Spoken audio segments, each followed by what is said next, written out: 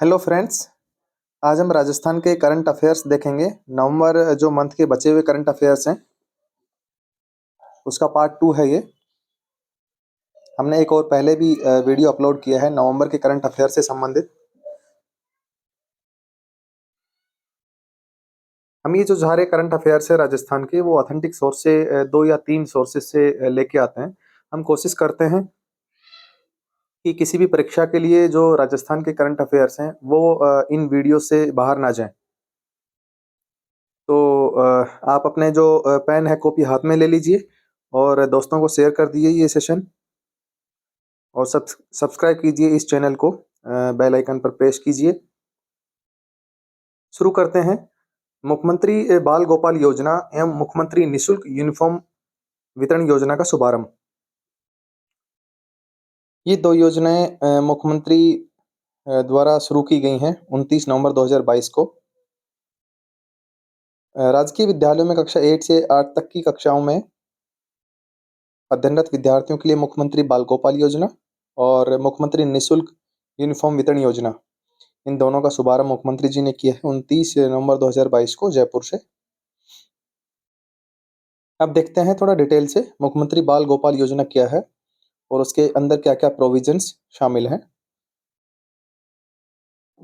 तो इसके अंदर जो मिड डे मील योजना है उसके अंदर राजकीय विद्यालय और जो मदरसे हैं उसके अंदर कक्षा 1 से लेके 8 तक के जो छात्र छात्राएं दोनों हैं उनको सप्ताह में 2 दिन, मंगलवार और शुक्रवार को, जो पाउडर मिल्क से तैयार दूध है वो उपलब्ध कराया जाएगा।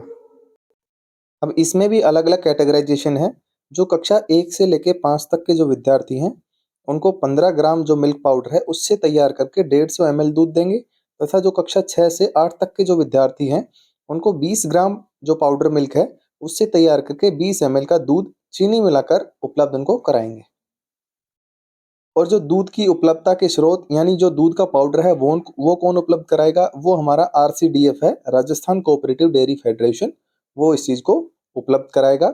और जो दूध वितरण करने का जो उत्तरदायित्व है विद्यालय प्रबंधन समिति यानी जो स्कूल मैनेजमेंट कमेटी होती है उनको इनकी जिम्मेवारी दी गई है। इसका उद्देश्य क्या होगा? बाल गोपाल योजना का उद्देश्य ये रहेगा कि जो अध्ययनरत छात्र छात्राएं हैं उनका नामांकन में वृद्धि हो, जो उपस्थिति में वृद्धि हो, और जो ड्रॉप आउट दर है उसको कम करना है, पोषण स्तर में वृद्धि करना है, तथा जो आवश्यक मैक्रो एवं माइक्रो न्यूट्रिएंट्स होते हैं उनको उपलब्ध कराना है। बच्चों में जो पोषक पोषक तत्व हैं उनकी कमी को पूरा करना है। अगली योजना मुख्यमंत्री निशुल्क यूनिफॉर्म वितरण योजना, इसको भी डिटेल से देख लेते हैं। इस योजना के अंतर्गत जो कक्षा 1 से लेके 8 तक के जो समस्त विद्यार्थी हैं, छात्र छात्राएं दोनों शामिल हैं, उनको जो यूनिफॉर्म के फैब्रिक के 2 सेट निशुल्क प्रदान किए जाएंगे। यानी जो यूनिफॉर्म है उसका कपड़ा उनको दिया जाएगा, 2 सेट दिया जाएगा उसमें। और जो यूनिफॉर्म सिलाई के लिए जो राशि है वो हम आगे भी बताएंगे, लिखा हुआ है। तो 200 रुपये उनको राशि उनके खाते में जमा करा दी जाएगी। ये लिखा हुआ है हमने कि खाते में सरकार के द्वारा 200 रुपये डाल दिए जाएंगे। और इसके लिए क्या है कि ओनली सरकारी स्कूलों के लिए है, कोई प्राइवेट स्कूलों के लिए ये योजना नहीं है, तथा इसके लिए राजस्थान का मूल निवासी होना अनिवार्य है। अभी राजस्थान सरकार ने एक राजस्थान ग्रामीण पर्यटन योजना 2022 को भी अनुमति दी है। उन्होंने इस योजना का नया प्रारूप तैयार किया है। तो इस योजना के बारे में देख लेते हैं। ये 24 नवंबर 2022 को जो मंत्रिमंडल की बैठक हुई थी उसके अंदर इस योजना को शुरू करने का निर्णय लिया गया। और इस जो योजना है इसका उद्देश्य है कि जो ग्रामीण पर्यटन है उसको प्रोत्साहित करना। योजना के अंदर प्रावधान क्या रहेंगे? इसके अंदर जो पर्यटन इकाइयों की ग्रामीण पर्यटन इकाइयों की स्थापना होगी, और जो संचालन के लिए जो इकाइयाँ जो बनेंगी उनका जो 15 फीट चौड़ी सड़क पर बनेंगी, तथा न्यूनतम 1000 वर्ग मीटर और अधिकतम जो 2 हेक्टेयर कृषि भूमि है उसके ऊपर उनको बनाया जाएगा।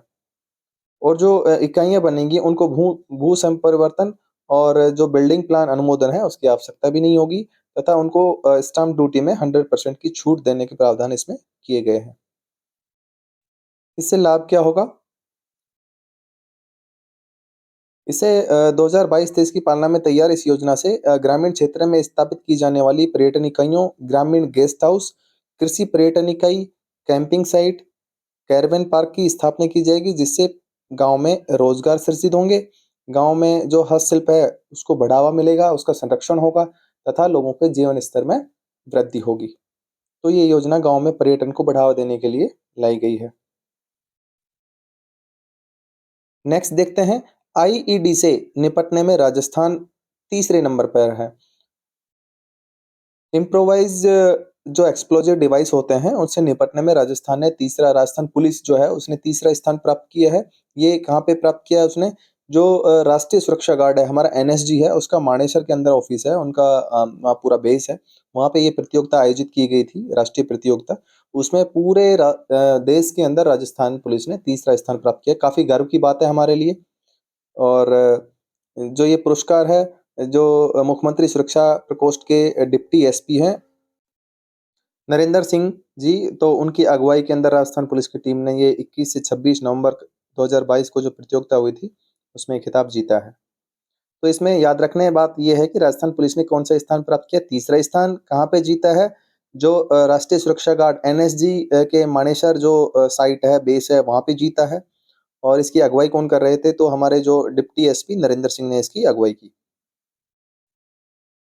अभी अगली एक न्यूज है कि हरि सिंह जी ने गोपाल रत्न पुरस्कार से सम्मानित किए गए हैं। अभी हम आगे देखते हैं कि क्या है गोपाल रत्न पुरस्कार कहाँ से दिया जाता है और जो हमारे हरि सिंह जी ये कहाँ के रहने वाले हैं। तो भारत सरकार का जो पशुपालन, डेयरी एवं मत्स्य विभाग है उसके द्वारा राष्ट्रीय गोकुल मिशन की शुरुआत की गई थी।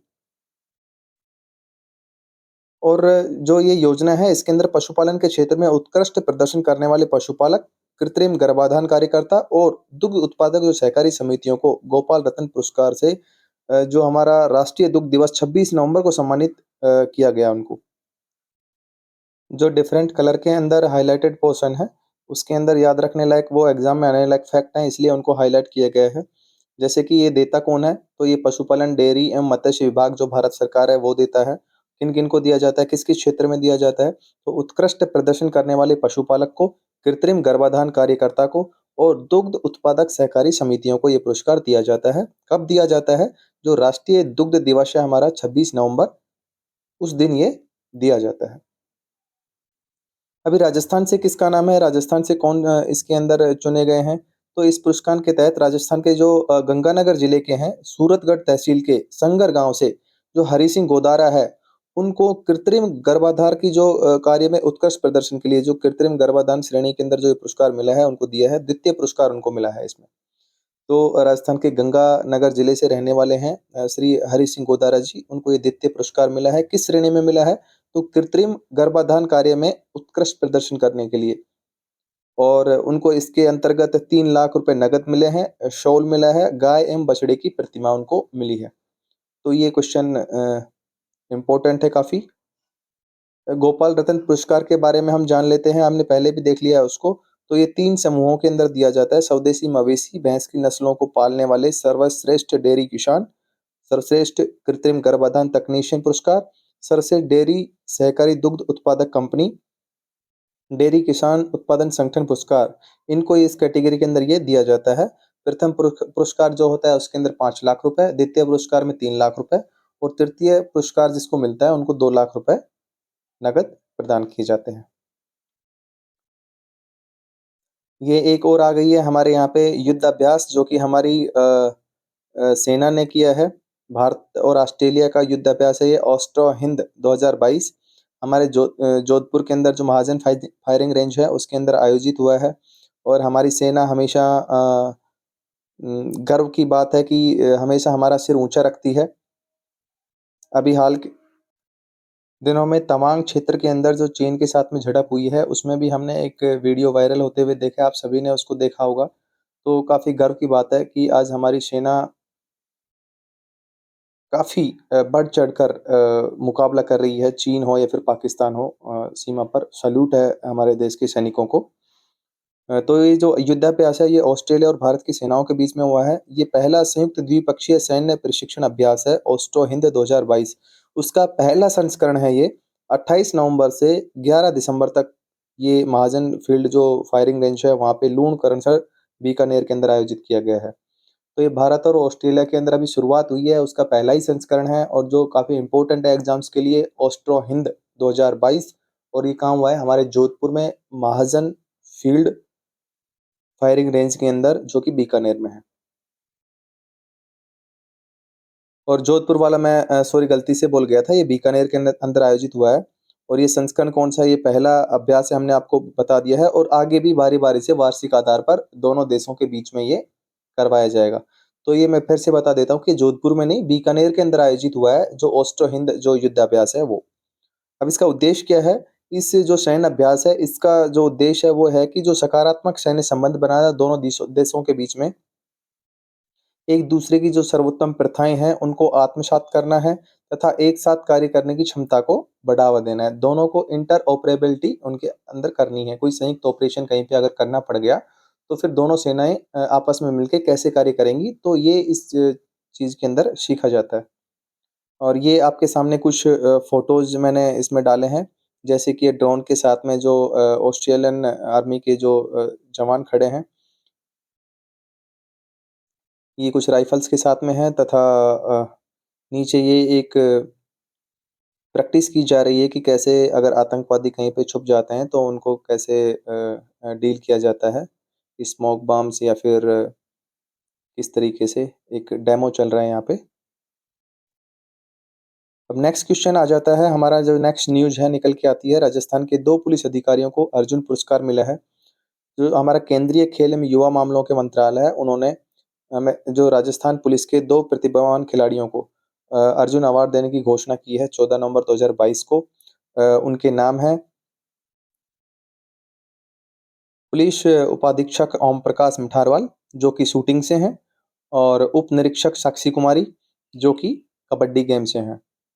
इनकी फ़ोटोज़ आपके सामने लगाई हुई हैं। नेक्स्ट इम्पोर्टेंट न्यूज़, दिव्यांगजन सशक्तिकरण पुरस्कार के लिए अलवर को मिला राष्ट्रीय पुरस्कार। जो अलवर जिले के जिला कलेक्टर साहब हैं डॉक्टर जितेंद्र कुमार सोनी, अ, उनको ये पुरस्कार मिला है। राष्ट्रीय स्तर पर पहला स्थान अलवर ने प्राप्त किया है। और ये कब मिला है? जो अंतर्राष्ट्रीय दिव्यांग जन्म दिवस के अवसर पर 3 दिसंबर 2022 को ये मिला है।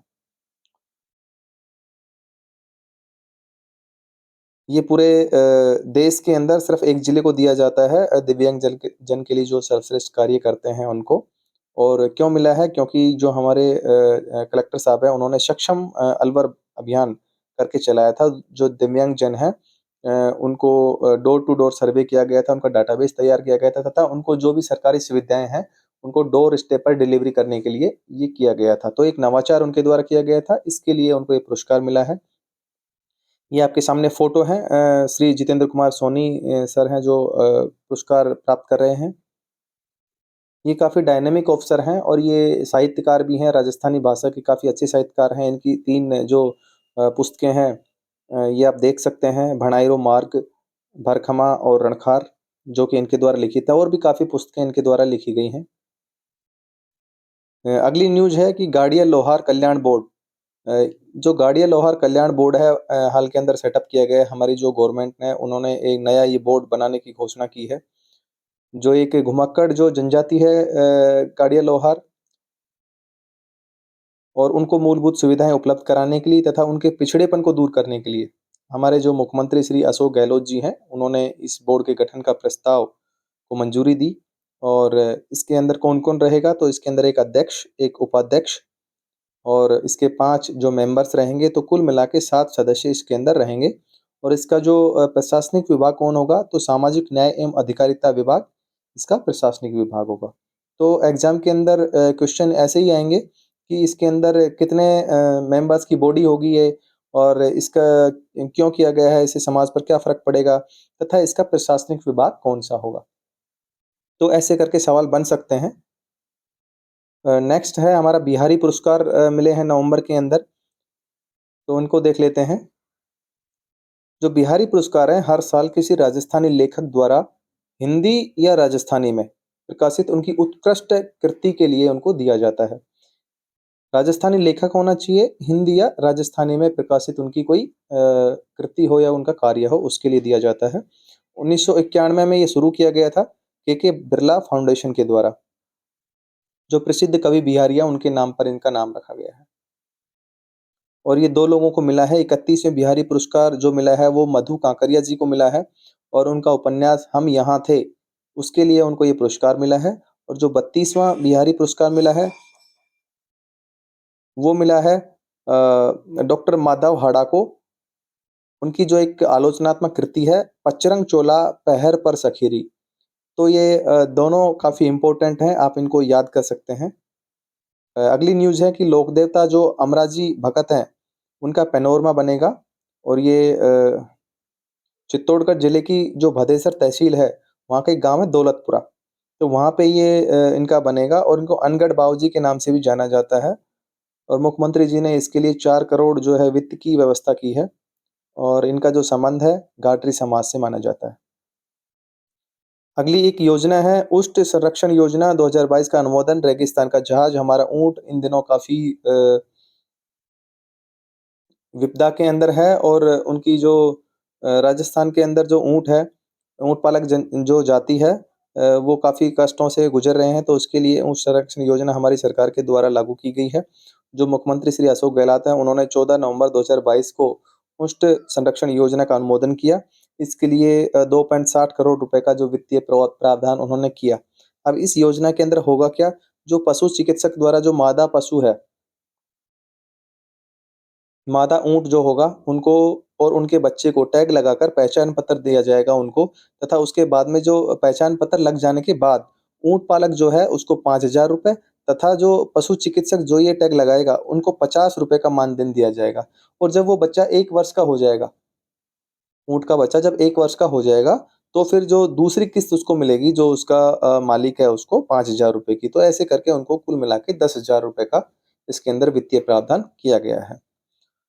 तो ये करंट अफ़ेयर्स थे राजस्थान के और राजस्थान के करंट अफ़ेयर्स के लिए मैं आपको विश्वास दिलाना चाहता हूँ कि इससे हो सकता है कि बहुत अनेक जो चैनल्स हैं, लेकिन हम कोशिश करते हैं कि आपको ऑथेंटिक कंटेंट मिले और लगभग सारे के सारे जो परीक्षा में आने वाले